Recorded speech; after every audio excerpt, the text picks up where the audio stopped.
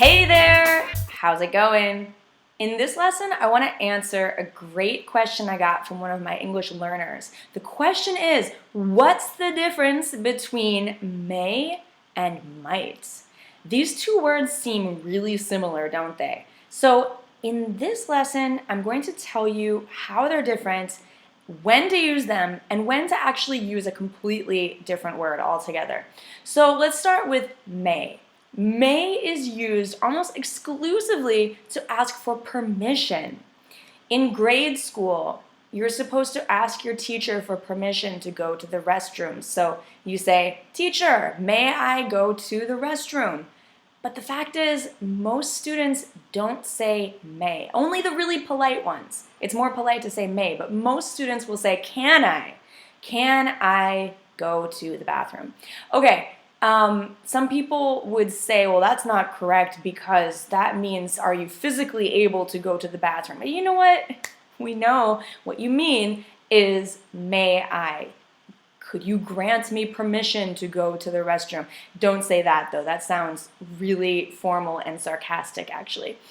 So, may I do something? That's the way to ask for permission. But to be honest, don't use may. Don't use can, don't use might, use could. What I mean by people is like native English speakers, use is could. Or do you mind? So for example, could I take a bathroom break? Or do you mind if I take a bathroom break? Could I go to the restroom for a minute? Do you mind if I go to the restroom for a minute? Look, you're an adult. You don't have to ask to go to the restroom. But the point is, this is how we ask for permission. Let's say you need to leave a meeting a little early. You're at work and you're part of a meeting and you need to leave 5 minutes early. So in the beginning of the meeting, you might ask your colleagues, say, "Hey, do you mind if I leave 5 minutes early? I have an appointment I need to make right after." Or, "Could I leave 5 minutes early? I have to scoot out real fast. I have to leave for an appointment I have right after the meeting." So remember, to ask for permission, it's could I blah, blah, blah, or do you mind if I blah, blah, blah. May is okay, but it's better not to use it. Might I go to the restroom? That sounds totally weird. Don't use it. Your textbook, your grammar book, it might tell you to use might, but trust me, we don't say, "Might I go to the restroom?" That sounds totally weird. Okay, now speaking of might, let's talk about might.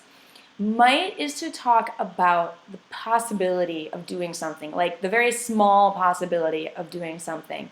Like, what's something that you wouldn't probably do? Like, hey, do you want to go skydiving? Would you ever go skydiving?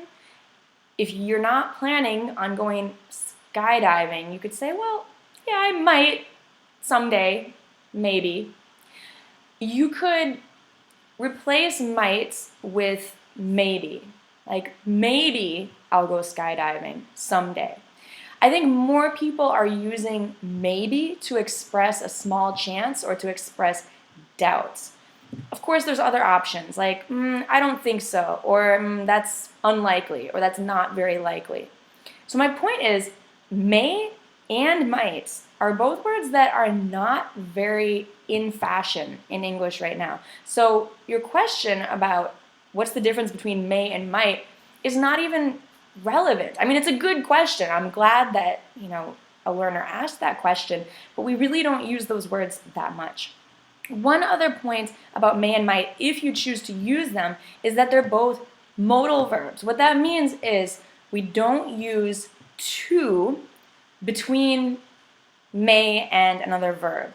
So, for example, I would never want to say, "May I to go to the restroom?" So you don't need to. "May I go to the restroom" is correct. For might, also you don't use the to between two verbs. So, for example, I might to go skydiving. No. That's totally wrong. Please don't do that. I might go skydiving someday, maybe. Not very likely. But just remember that we really don't use those two verbs that much. And instead, you could use could to ask for permission. Could is also a modal verb. Do not use to after could. Just go ahead and put in the next verb. Or you could use maybe to express doubt. I hope this was helpful to not only discover the difference between may and might, but to also understand that there's other more common, more natural verbs that we use nowadays, at least in American English. All right, thanks for watching, and I'll see you in the next lesson. Bye for now.